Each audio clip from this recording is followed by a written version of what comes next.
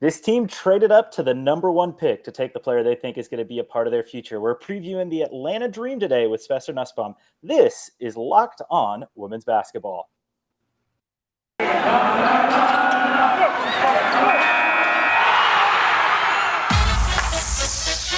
are Locked On Women's Basketball, your daily podcast on women's basketball. Part of the Locked On Podcast Network, your team every day.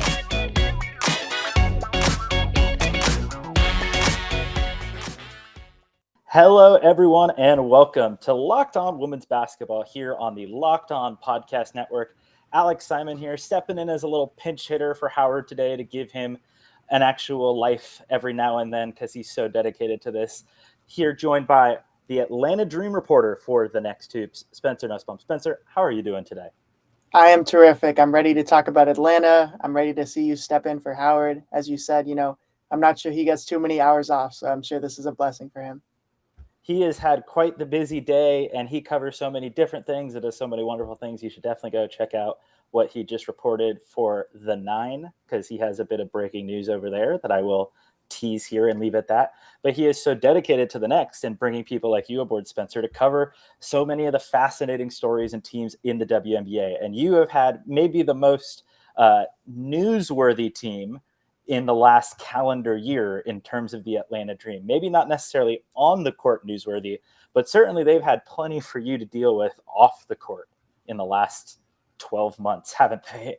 Yeah, I mean, outside of DT punching a door, I'm not sure it's more newsy than everything that's happened in Atlanta over the past year. You think about, the suspension of Kennedy, you think about trading for the number 1 pick, the, infamous fight outside of the club, outside of the, the Tenders and Bites food truck.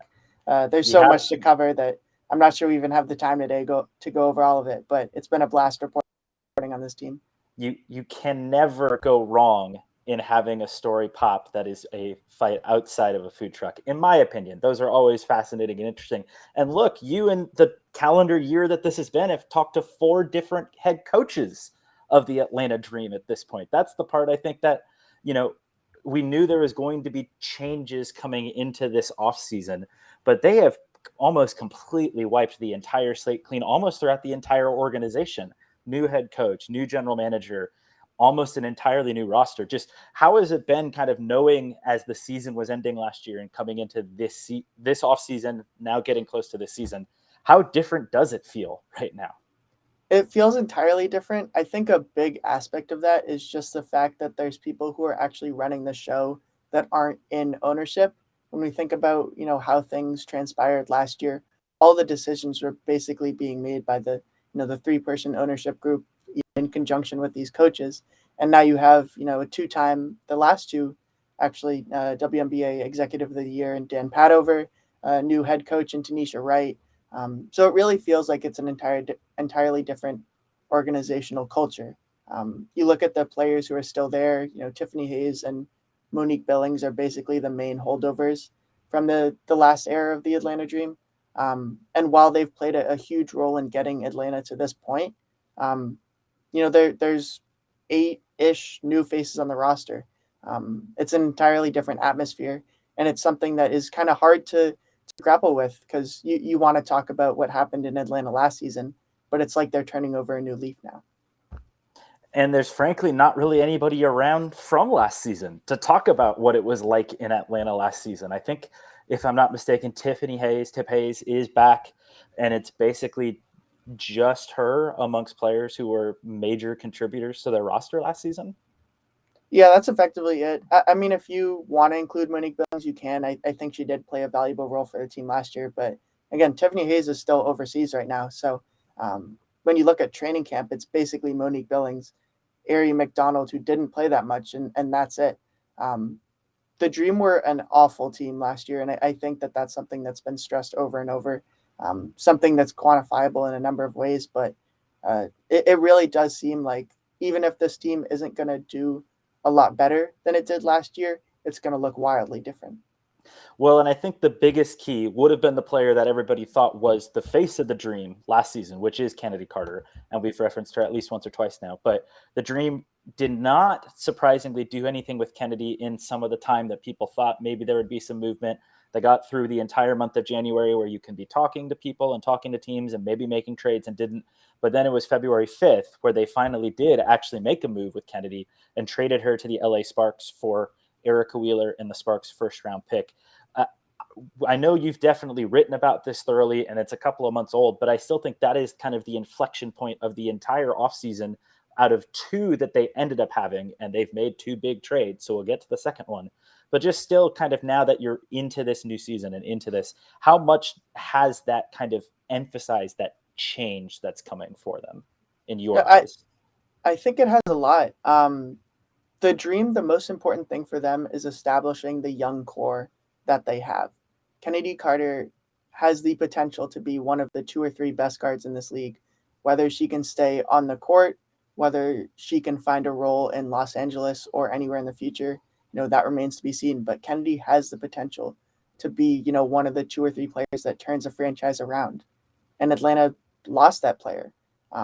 That's a hard reset for a franchise that hasn't made the playoffs in several years, which is again why you see them going kind of in this new direction, as well. I'm sure we'll touch on in a bit with Ryan Howard, but it is an entirely different culture when you think about they were centering things around Kennedy to an extent, Courtney Williams and Tiffany Hayes.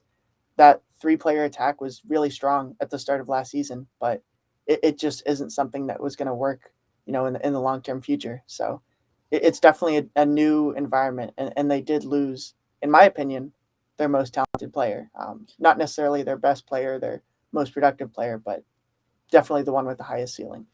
And especially, you can see ways in which if you watch some of the film from early last season, there was ways that it was working on the court, but it can only work so well on the court if it's not working off the court. And it seems pretty clear that given everything that happened in Atlanta in the last, I guess, literal calendar year at this point, there was enough not working off the court that a complete factory reset basically needs to happen. And that is what's happened here in Atlanta.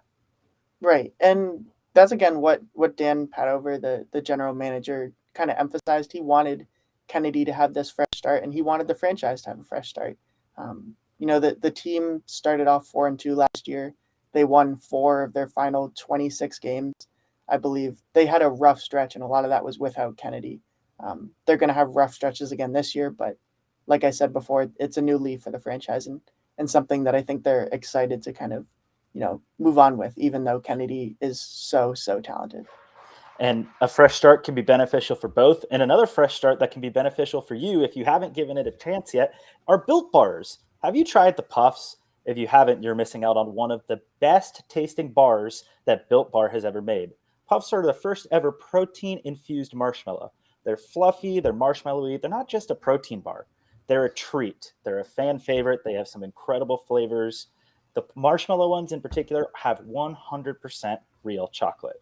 If you go to built.com, use the promo code LOCKED15 and get 15% off of your order. Once again, that's promo code LOCKED15 for 15% off of your order at built.com. Built Bars, they're all about the taste over there. To kind of get to where that looks into the future off of looking at where their moves were, they then made a second trade, the Atlanta Dream did, that was very obvious at the time, even if not official. They were going to go for Ryan Howard. And I personally thought it was a very fascinating decision. Before you even get to Ryan Howard, the player, the idea that the Dream had kind of started to stockpile 2 essentially lottery picks potentially. By taking on LA, they're betting against LA working in that regard. There was a chance that they could have 2 out of the 4 lottery picks in the 2023 draft, which has maybe the best player in all of college basketball, even counting this group that just went to the draft in Aaliyah Boston. And you would have 2 potential cracks at her. I guess, what did you kind of take as the Dream reporter of them saying, we actually think Ryan is the person we need to make a move for, and giving away that Sparks first round pick to go get Ryan? Right. As you said, it was a trade that at first confounded me, and it took me a while to, I guess, get on board with the sort of thinking that the Dream are approaching this with. The way that I would think about it, because again, you've given away effectively this offseason. The trade was Kennedy Carter, an overseas player, and I guess Shakira Austin for Erica Wheeler and Ryan Howard. Again, when you think of maybe this draft and next year's draft, if I were to go into Dan's head, if I were to go into Atlanta's head, and I said, okay, who are the foundational pieces in these next two drafts? I would say it's probably Ryan Howard, Aaliyah Boston, Haley Jones. I think Atlanta wanted to make sure that they secured at least one of those players.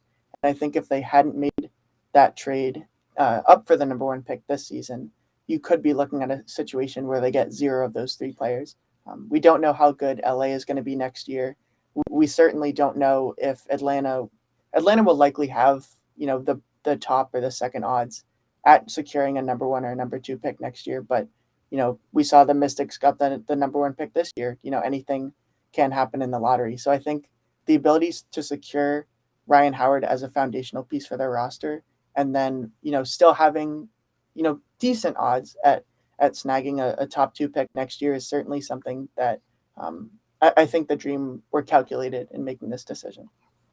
When you put it like that, it actually even changes the way I thought of it. Because for a while, I still would have said, look, if you could possibly get both Jones and Boston, but especially Boston next season, it seems like taking two chances in a 4-team lottery seems like the way to go, especially given the fact that the Sparks missed the playoffs last year. They've completely overhauled their roster, and you're looking at a possibility of 10 teams really in what I would call go for it mode this season when there's only 8 playoff spots. So 2 teams are going to miss the playoffs who think they're going to be contenders and try for playoff spots this year. Is there a way in which kind of what happened to the Dream last season with Kennedy Carter happens to the Sparks?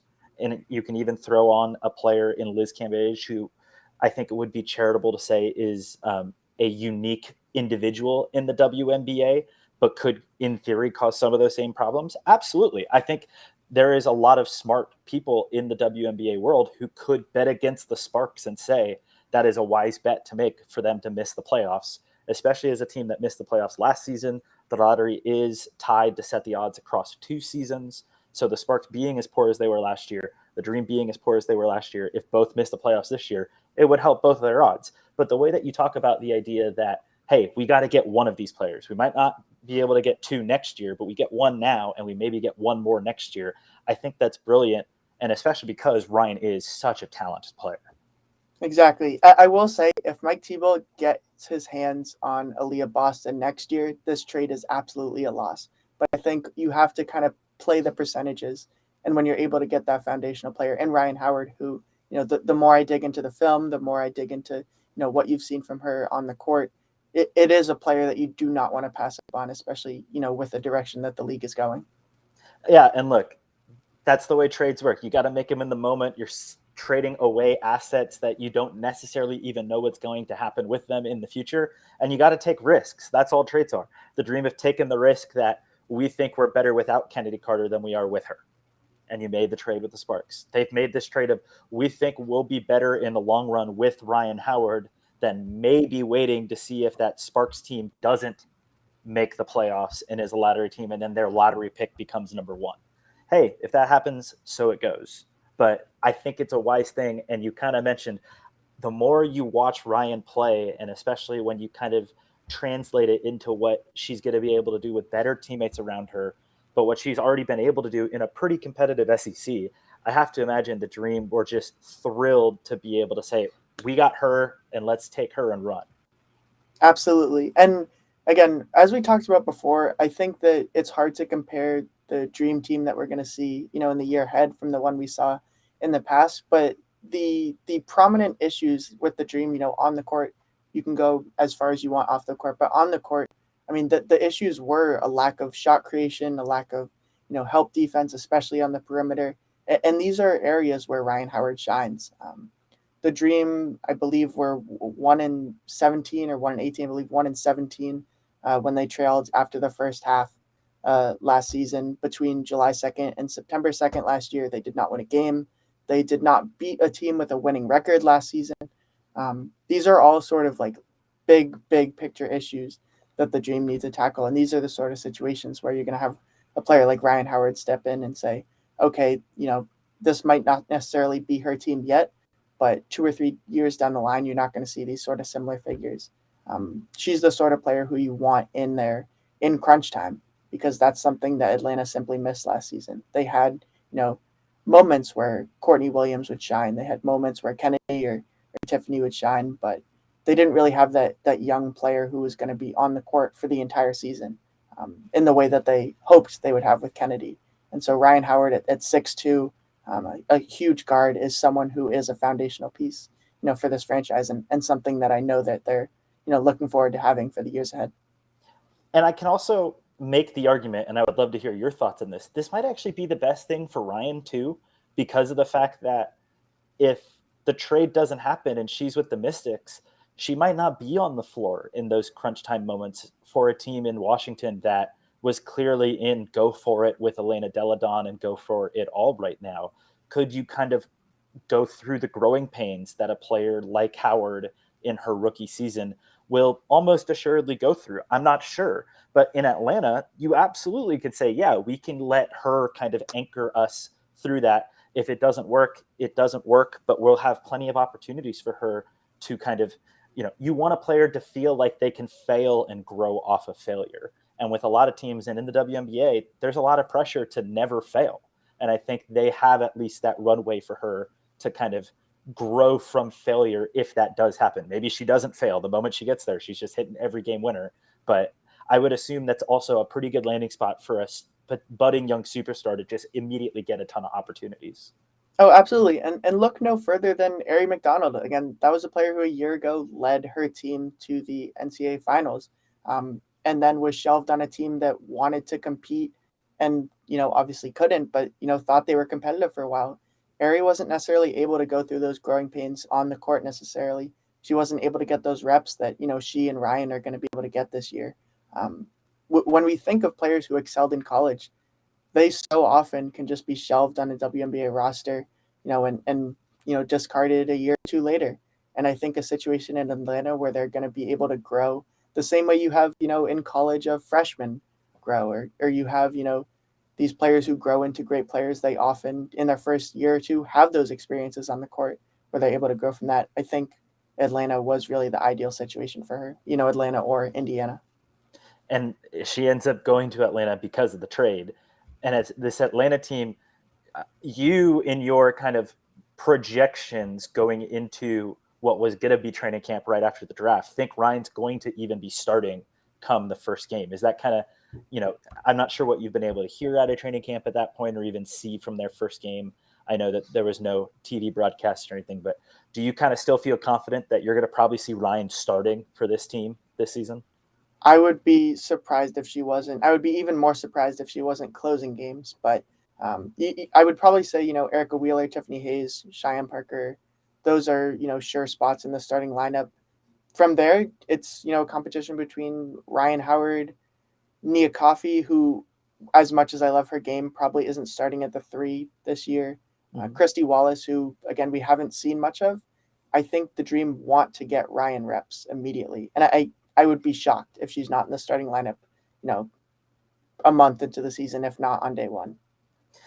Obviously, there's definitely some overseas questions still to answer for this team. Tiffany Hayes is still overseas, which should only, I think, increase the likelihood that at least on that first night, Ryan's going to be starting right away for them, right? Yeah, I would have to think so. Especially, again, I'm not entirely sure yet if Tiffany is going to be back for the first game or the second or third game. But if she's not back, Ryan has to be starting. Yeah. Well, even though Spencer doesn't necessarily think so, if you truly believe in this Atlanta Dream Team and you think everything's going to click, you might want to decide to put a little money where it can go. BetOnline.net is your number one source for all of your betting stats and sports info. You can find all the latest sports development, some league reviews and news, including this year's NBA playoffs, the start of the Major League Baseball season, and on top of that, WNBA 2022 championship odds. If you do believe this Atlanta Dream Team is going to be the one that goes all the way and wins the title this year, you can go right now over to BetOnline and you can get some very favorable odds. The Atlanta Dream, as of this moment here, Wednesday, April 27th, you can bet on them. If you just bet a single dollar, there's a chance you could win back more than $50. So make sure you head on over to BetOnline, Bet online, where the game starts. Now, if fans want to do that, Spencer, they can. I think, would you reckon to tell people that would maybe not be the wisest way to use even $1 to think that the Atlanta Dream are going to win a championship this season? Yeah, I can think of maybe 1,000 better ways to spend $1. So if you want to save any amount of money, please listen to me and Alex, and maybe, look to another team out there, because I'm not sure that the Dream are necessarily even want to be, championship contenders this season. I do want to ask you, though, what are the things then? We know that what they'll want to see out of Rhyne. They want to give her chances to fail. They want to give her chances to grow. What are some other things that you think the Dream in an ideal season will see from the group that they have? Right. I think that's a really important question. I think one of the more underrated aspects of the upcoming season is, again, the growth that you see from Erie. Last season, she didn't really look like a quality WNBA player, and that's an entirely fair situation to be in. Considering the minutes she got and just, again, the drama on and off the court. I think if you're Atlanta, you want to see Aari continue to grow as a scorer. I think she shot around 15 or 16% from the mid-range, which is not a number that's WNBA ready. She didn't get to the rim at the same rate she did in college. In college, it was about 40%. Last year, it was about 20%, 21%. This is a player who was a phenom in college. She simply couldn't find her rhythm, in Atlanta. On the ball, off the ball is certainly a place that she could grow, but she's someone you're going to want to see grow. I think you're going to want to find out which of these players are in it for the long haul. Atlanta has a lot of players on one-year contracts. Do you want to see Nia Coffey, Monique Billings, back for more years, Erica Wheeler? Is Tiffany Hayes someone who is going to continue to be, a face of the franchise, a leader on this franchise? Or is she someone who's going to want to say, okay, I've been in Atlanta my whole career. Let me go actually compete for a championship. So you're going to want to figure out, which of these pieces necessarily fit together and which of these pieces are in it for the long haul. Because, again, the most important thing they can find out is, what is our young core? Who's going to help us compete in, 2024, 2025, not 2022. And they've taken a few chances on some people here, not just, by the way, in the draft and other moves. They did pick up off of waivers Megan Walker from the Phoenix Mercury, who was a player who was a first-round pick all of 2 years ago, but she has been let go by both teams that she's been with after one season. Now, Phoenix liked her. I actually know that for a fact, but they just needed to make some moves in order to clear the space for Diamond DeShields and Tina Charles, which I think you can say is a reasonably fair thing to do. But what's Phoenix's loss is Atlanta's game, and she's going to probably have a shot to at least prove, is she a WNBA capable player on this team? You mentioned Tiffany Hayes. Cheyenne Parker's going to be back after leaving from the pregnancy last season. She's actually the only player who has a guaranteed contract in 2023. I think it's safe to say that Rhyne Howard and Aari McDonald probably will still be in Atlanta in 2023. But in terms of players who are guaranteed to be there, it's only Parker. What do you think, kind of from Parker in particular, as she comes back to the team, they're expecting out of her? Right. I think they are expecting quite a bit. I wasn't sure necessarily whether she was going to be someone who was even playing in the first half of the season this year, but she played in the first preseason game. She looked good. She looked WNBA ready. I think she's someone who they're going to really lean on, to help, first even develop that culture. She had definitely a positive impact on the locker room culture last season. That's something I've reported on a little bit in the past, but she's someone who can help continue to build that, because it's hard to build a good culture on a losing team. And I think that's something that she's going to be able to, continue to do which is what she, is trying to do. Beyond that, she is someone who has continually moved her game towards the perimeter, someone who, obviously can get it done in the post, but she's going to be relied on to score from the mid-range and from deep, open up the floor for, players like Aari and players like Rhyne, who are trying to, score inside and develop their game, at all three levels. So I think that Cheyenne is a really important building block at the post, especially when, you look at the way the team is going to score. I'm not necessarily sure that they're getting much offense anywhere else in the post. Monique Billings, Kia Vaughn, Nia Coffey, Naz Hillman, these are names who, can get it done inside, but, historically, I'm not so sure that they can do what Cheyenne can. So she's a really underrated and important part of this roster. And as we kind of wrap up here, Spencer, as you look at what this Atlanta Dream thing, it seems like there's two, like if we, did like the too long didn't read the TLDR here, the two things to look for are one, are they building a culture that seems like the players are sticking together and are kind of a cohesive unit, even if it maybe doesn't always translate to wins. And then it's the development, especially of Howard, but of their younger players like McDonald, like Naz Hillman, who they took in the second round. Would that be kind of the thing that if you're an Atlanta fan who maybe thinks it could be a rough season, those are the two things to kind of be on the lookout for this year? I'd say absolutely it would be. When you look at this roster, you can't expect, frankly, more than 10 wins, more than 12 wins with this roster. You want to think about the long-term future. I think Rhyne is going to give some incredible flashes that we didn't see from the team last year. She's going to inject energy. She's going to inject scoring into this roster. And frankly, she's going to inject hope, which the Dream have not had in quite a long time.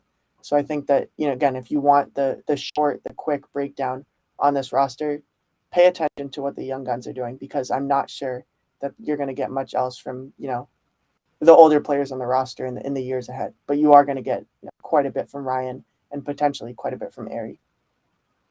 Well, Spencer, thank you so much for coming to join us today. If you're watching our video, you can see Spencer's Twitter handle there. But if you can let people know, where can people find your work this season, whether it's with the Next, with other places, or especially if they want to follow you on social media? Right. The best place to follow me is on Twitter at Spencer Nusbaum _. I try to not tweet too often because I'm not very good at Twitter. But once the season starts, I'm on there all the time, tweeting games, tweeting articles, things like that.